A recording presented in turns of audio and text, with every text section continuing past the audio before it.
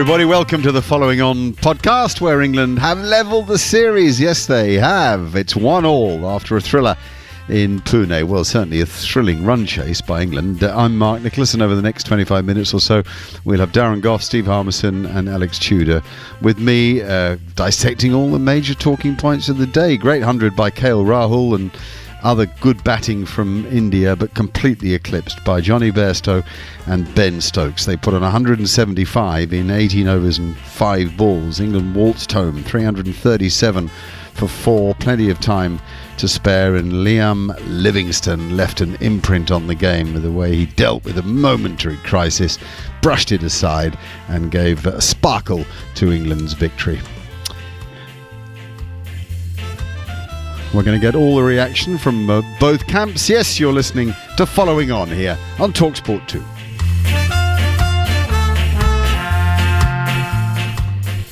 I love that music. I paused because I was sort of expecting it to come in again with a bit of vol. But, you know, so. Here we go. That's it, see? Love it. Speak up, Harmison, did you say? It sounds better when you win. Well, anything not to have to look at me dancing to it.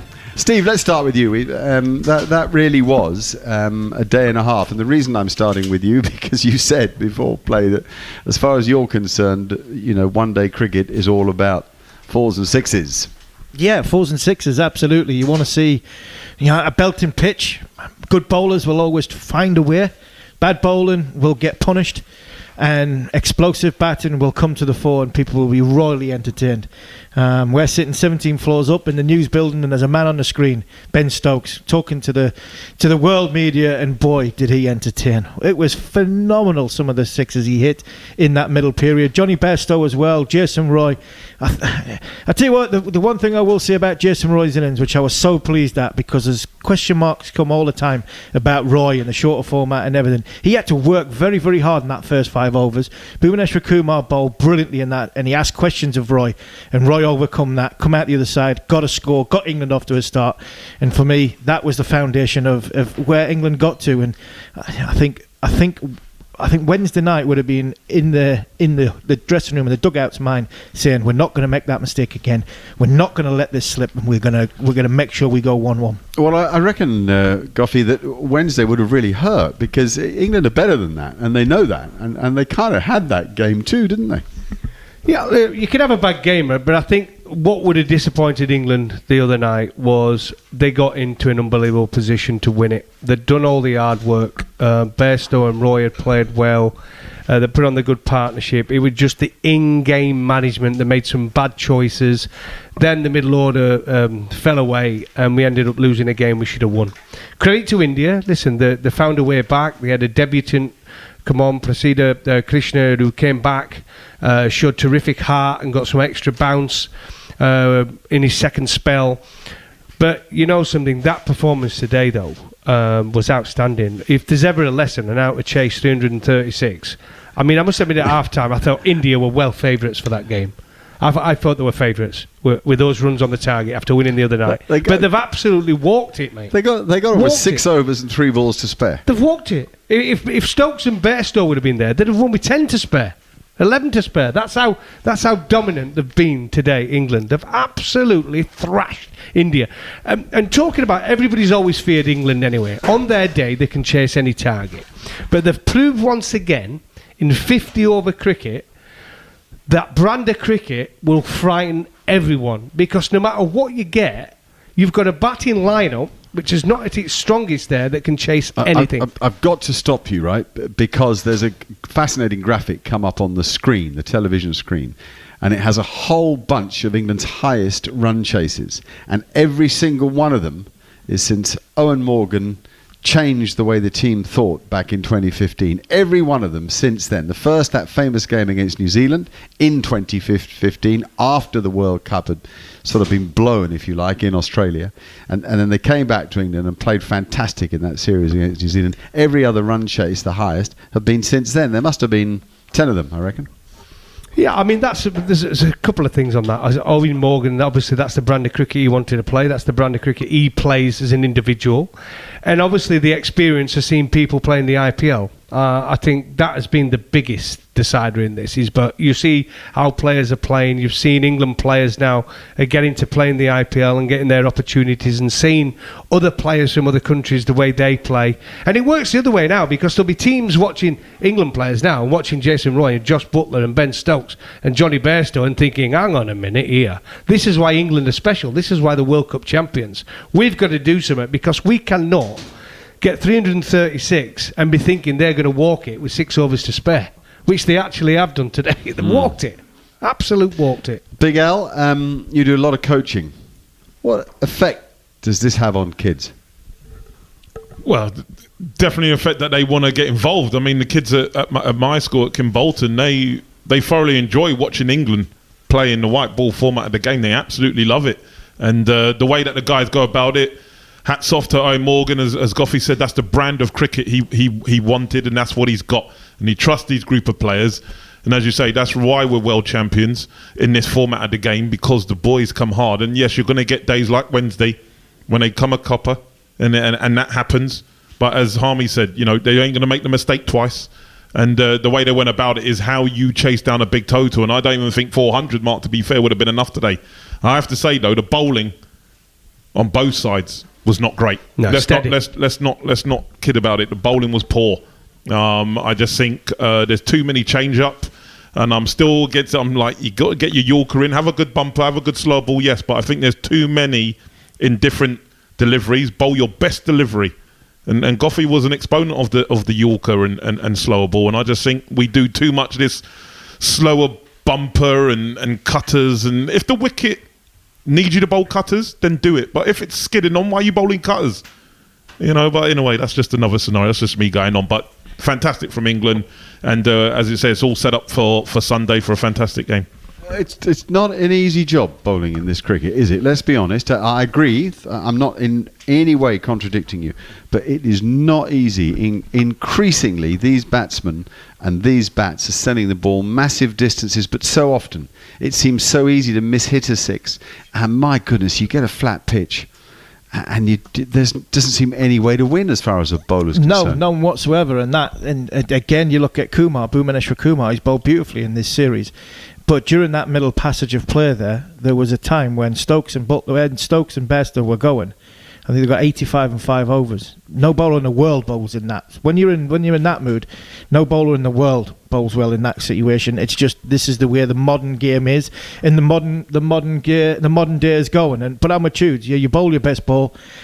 I think you've got to have options as a captain, and I think not having that 6 option for Virat Kohli has not cost him the game, but I think I think not having that 6 does it helps so much. That's why Ben Stokes is huge for England, because he gives the captain options. It doesn't mean there's pressure that this bowler has to bowl his allotted 10, and I think that helps as well. I think what you need in that situation, Mark, and it's not easy bowling on these pitches when the ball's skidding on, and you've got to get your plans right and your field settings right and everything that goes with it. But what you need is special talent bowlers. You need Bumrah, someone who's a natural wicket taker, got an unbelievable Yorker, got a great slow ball, got a good bumper. Or you've got England, you've got Jofra Archer, you've got Mark Wood, you've got Ollie Stone, who have got something different or a little bit quicker. Our bowling attack today, and we said this at the start, which was a bit of concern, and it was the right thing obviously for England to chase, because we gave our bowlers the best opportunity to bowl when the ball was moving around a little bit and it was a bit harder. Once it started skidding on, none of that Indian bowling lineup looked like they were going to bowl England now. Yeah, I agree with that, but what I'd say with the game plan you've just mentioned before, where teams might be looking at England and looking at England's game plan. Yeah, this bat for 40 overs and go and try and get as much as you can off the last 10, where India's gone. I don't think that works now. No, that batting first, that doesn't work. That doesn't work, because when you know your target you're chasing, England could have chased 400 there. England, if England had batted properly and not screwed up on Wednesday night, England could have chased 400 on Wednesday night. Yeah. So the times are changing, and I think the game plan of the team that bats first has got to change. Yeah, it worked the other night, but as you rightly said, Harmy, I totally agree. It's changed. You can't have that period of the first 10 overs or so, and they're just saying against 50 England. for none. Against England. It's only England that play that brand at the minute. They let Moeen Ali and Adil Rashid bowl. They've let Moeen Ali's bowled 10 overs of 47. 10 over 47. He hasn't spun a ball.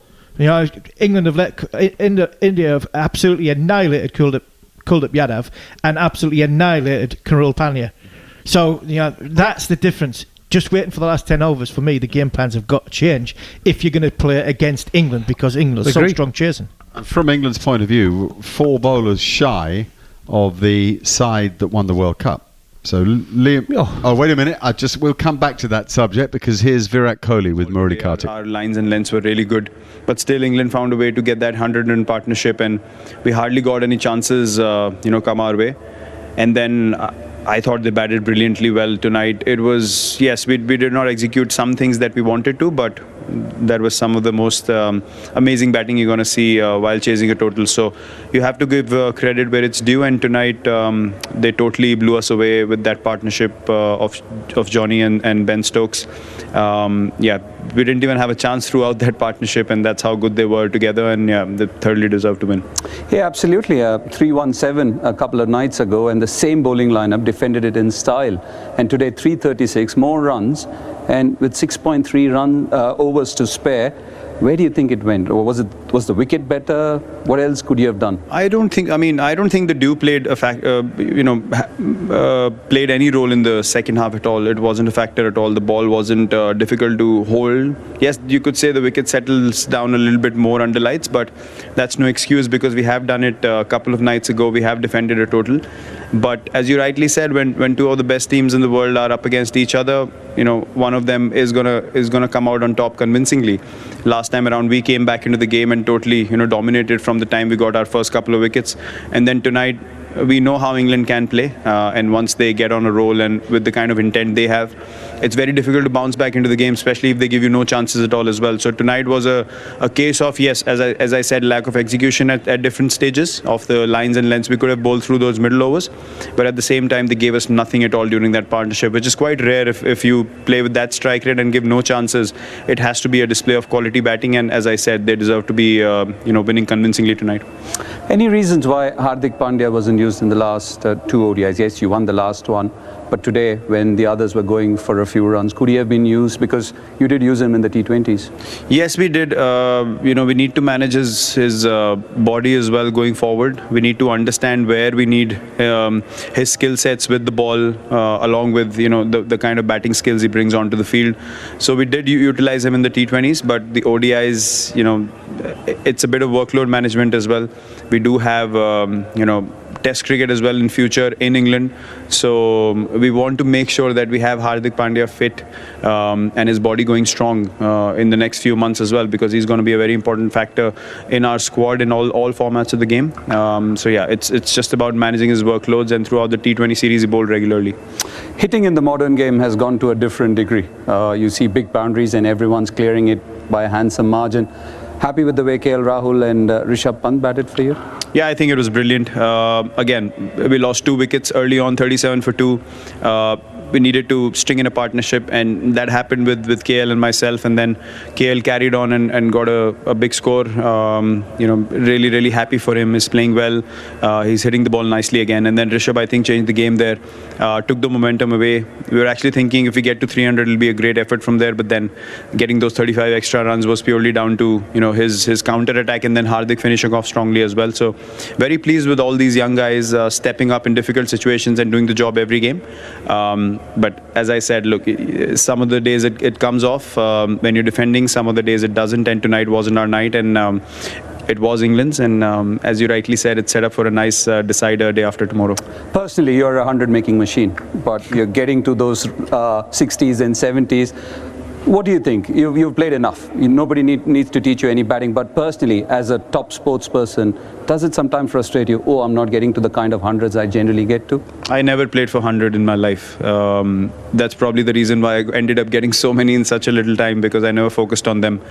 And I'll continue to play this way till the end of my career as well. It's all about contributing for the team's cause. If the team doesn't win and you get a 3-figure mark, it means nothing to me. So along the way, if you get across a milestone, it's nice. It's a nice thing to achieve, but you're not going to sit back at the end of your career and look at numbers. It's about how you played the game, and that's more important to me, and I'll continue to put in my 120% on the field for my team, whether it's with the bat or in the field. Anything you would like to change for the next game? Or is it too early to say? I don't think so. I think both teams will be optimistic. Will come in here and try to take the game forward, and people love watching that. So you have to be better than the opposition on the day. When you're playing, top two sides are playing each other, it's about who's better on the night, and it's happened in the first two games. And the T20 series was a decider as well, the last game. So yeah, we're surely gonna try and bring our A game day after tomorrow. It sets up for a crackerjack of the last game. Thanks for your time. Cheers. Thank you very much. Virat. Right, I'm going to pick up, but we're going to listen to Joss Butler in a minute as well. I think he's going to come forward at some stage. I just want to go back to this England attack. Liam Plunkett, okay, not picked, but Chris Wokes, Jofra Archer, Mark Wood, all well, they're not picked either. but Plunkett's not even a part of the thinking anymore. So that's quite a big turnaround of quality one-day cricket bowlers. If we're honest, the current makeup of the attack probably isn't good enough to sustain the number one position in the world, is it? Not for me at the attack the way it is, because I think you're missing the three you mentioned there, or 3 out of the 4 you mentioned there are quick bowlers, fast bowlers. Liam Plunkett, hits the pitch hard, bowls fast. Mark Wood, Jofra Archer, bowl fast. I think you elevate one of them into the side, it's a different bowling attack. If you took maybe a Tom Curran out or a Sam Curran out, you got a Reece Topley, different left arm torque and make the ball bounce and swing, and you put a fast bowler in. The dynamics of this attack is then varied, and I think it's a stronger attack. But any attack will miss the likes of Wood or Archer, especially the pace they've got. I think for me, when you have Wokes in these conditions, would have been an handful. Not so much the test matches, but obviously you've seen in the one days it's done a little bit. Hang on, boys, because here's Joss. I think we can pick him up straight away. And delighted that we continue to commit to the fashion that we want to play our cricket. You mentioned that you were happy that you restricted them to 336. You felt that they could have got more? There's certainly stages, and look how well they played in the last 10 overs. So I thought the guys in the middle overs especially did an excellent job to restrict them in that stage. When Rishabh Pant was going, it felt like he could get more, so that was a big wicket for us. But obviously the way the guys came out and played fantastically well, and the intent and the partnerships from the start made it a brilliant chase. Johnny Bairstow and Jason Roy in the previous game, 135 of 14.1 overs. Slightly more controlled, would you say? Yeah, they were, weren't they? But a fantastic opening partnership again. They've been a pillar of our strength for a long period of time. Those two have been outstanding at the top of the order.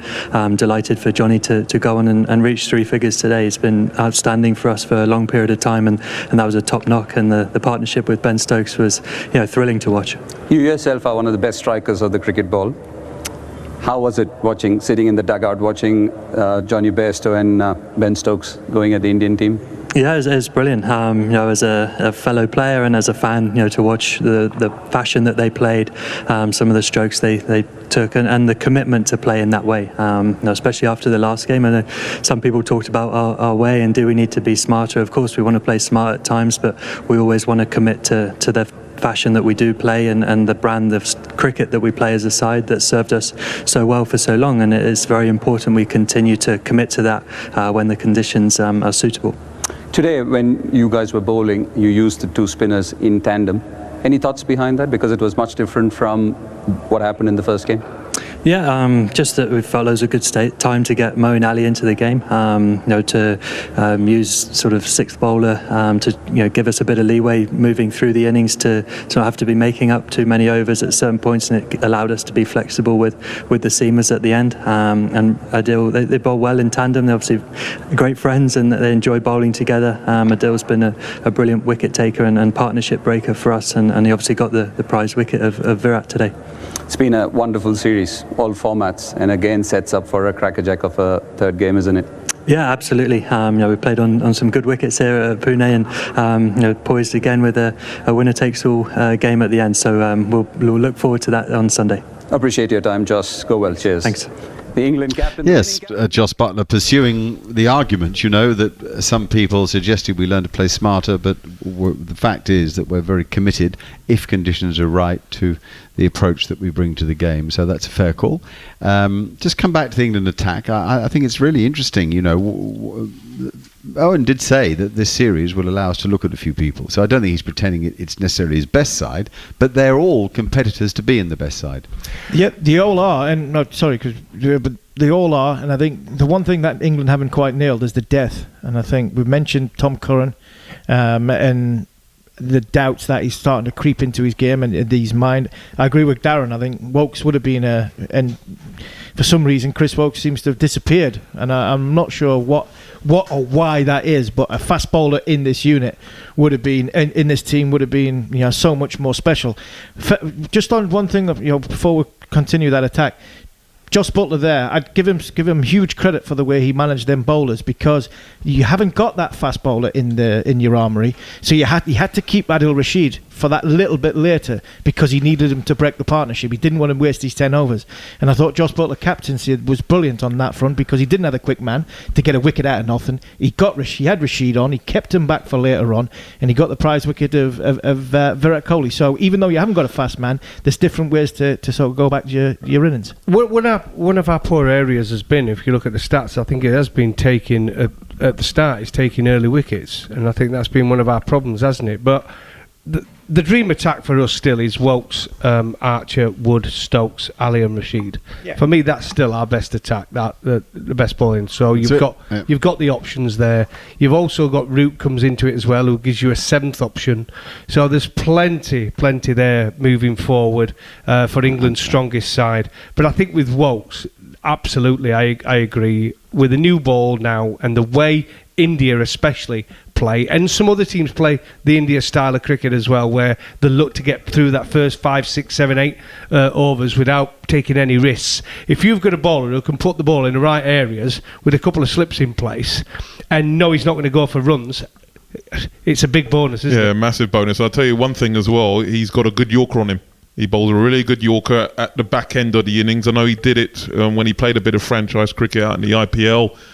He was their sort of go-to Yorker bowler, and he does that. And as Harmy says, it's a bit strange. He's sort of just gone missing. Don't know why. Can't be. Well, he needs a good IPL. Who's he play for Delhi? Yeah. He missed last year's IPL. It's whether he gets in their starting 11, isn't it? So it'll be interesting whether he gets. He's not going to get in their starting 11. They've got Rabada and Nokia. Well, there you go. Do you know what I mean? He ain't going to get in their starting 11. He's got Rabada and Nokia, so he's going to miss even more cricket. So look, England's bowling attack is they've got options, a massive lot of options, and these guys that have bowled well at the start of this game are just putting their hat in the ring. But I think when you're looking at England's best team going forward to play the one days in the summer and possibly the 2020s, I don't think you can go too far away from what Darren said there with Wokes, with Wood, with Archer. Ben Stokes is your fourth seam option, and your spin twins. Exactly, and we have also to say that India, we've got to add in Jasprit Bumrah, Mohammad Sami, Ravindra Jadeja. There's plenty of options for India too. So both sides are a little bit short in the attack, and that, excuse me, might have been a reason for, as Alex Tudor said, a lower standard of bowling today than batting, for sure. We're just waiting on Johnny Bairstow, everybody. He's been chosen as man of the match, and we're hoping to get him to talk to us directly, which would be good. You know Johnny's career better than most, and he's a conundrum, because when you watch him play like he has done in these two matches, you think you have, well, in my view, in the top three batsmen in England with Root and Stokes, and yet the Test match issue rages on. I noticed that he came out publicly the other day saying that he wanted to pursue opening in this format of the game, number 4 in T20 cricket and 3 in Test match cricket. Now, he's never said that before. Talk about spotting an opening. Well, do you know, so with Johnny, I said before the last game, I have seen him play some absolutely quite extraordinary innings, whether it be for Yorkshire, whether it be in the IPL, or whether it be for England. He's a fantastic talent. We talk about him a lot because we know he's good enough to get in England's team in all 3 formats. The question mark is, where is the best place for him? I honestly believe, deep down, he wants to keep wicket and bat 7. That's why I honestly believe. But they've gone down the Josh Buttler route. He's got the golden ticket. He's going to get that opportunity. So Johnny's now going to make his way as a number 3. That's the place he sees himself getting in Test cricket. He's now come out and said it. T20, I still want to see him at the top of the order. When you see him play like that, the partnership with Jason Roy, I know Josh Buttler played well in the T20s. I still want to see him opening the batting in all formats with a white ball. And because what we have seen the next 2 games, remember the World Cup, those 2 innings he played, back-to-back hundreds, is unbelievable. Them shots today were punches down the ground or punches over square leg on the leg side. They were proper shots. And the best shot of all, well, that one is sliced over cover point on a free hit. I mean, how do you play that? No, I can't even describe it. No, it's ridiculous, Goffey. But you make a great point about Johnny. I think when he tries not to hit it too hard, and he has a good base at the crease, and he just goes with his hands. I mean, he's a strong young man. That's when he's at his best. Sometimes he can overdo it, and the bat can turn in his hands, and he can hold out. But when he's on it, and he's just punching it like a boxer, like he's just there punching. I mean, he's still sailing over the boundary 80, 90 rows back and whatever. And I like you. I would like him at the top of the order, and especially when we're chasing in the 2020. I would like Buttler to be floating, because he's our finisher for me. I know they like Ben doing it. I just think Harmy and I will harp on about it until we're blue in the face. But I would like to see him bat at 3 and give him more time. Who bat at 3? We're talking about Ben Stokes. T20. I'd like to see Stokes at 3 Yeah, as well. for the World Cup, for the T20 World Okay, Cup. let's not confuse, because we're talking about the one-day game. So let's switch then to the T20 World Cup for a minute. What's the batting order you want there? So I would like Bairstow and Roy. I think Roy. We're both in the same camp. Army, you as well? Me, I'd go Buttler, Roy, Stokes, Bairstow. That would be my first. Sorry, say that again. Butler, Roy, Stokes, Bairstow would be my front 4. I wouldn't be bothered who goes in 1 to 4 in that World Cup. Roy, Stokes, Bairstow. Okay, thank you. Well, hang on, because Johnny's ready to chat to us. Johnny. Hello, Mark. Hello, my friend. How are you? Yeah, not too bad, thanks. Holding a nice prize. Well done. Extraordinary innings. No, thanks very much. No, really pleased. Really pleased with it. Obviously, after the other evening, we got off to a really good start the other night, and we're in front of the game, but unfortunately didn't go across the line. So to make sure we were across the line and chase down an even bigger score tonight is really pleasing. I think we had 7 overs left. In your long career now, have you had a more exhilarating period in partnership with another player? I mean, 18 overs and 5 balls, you and Ben put on 175 together. At one stage, scoring 87 in 5 overs. I mean, that's proper ball striking. Yeah, well, the only thing I think I can take it back to is that morning in Cape Town in 2016. That I think that there may be a few listeners that might remember. Yeah, that's probably the closest thing that I'd say to it. But no, it's great because you think about it, and you've obviously got Ben at the other end, and then the partnership with Jason prior to that. And look, if we keep playing like that, I'm sure that people will have said a few bits about the chase the other night, but if we keep playing that brand and that game of cricket that we have done tonight and keep executing like that, well, it makes people look over their shoulder as to how many runs they need to set if we're bowling first. So then puts teams under pressure and them potentially out of their comfort zone. Yes, that's right. It's the intimidation factor that is hard to handle for a side who doesn't know what target to set. Exactly true. You've obviously been in very spirited form yourself through this white ball period. After a funny return to the side in test matches, you went home for a break and you had to come back to the Indian spinners on ragging pitches. Very difficult. So where did you suddenly feel that you'd settled again and recovered your timing and rhythm? I think that pink ball test match and that last test match, I'm not sure many of the top order on either side scored runs. Exactly.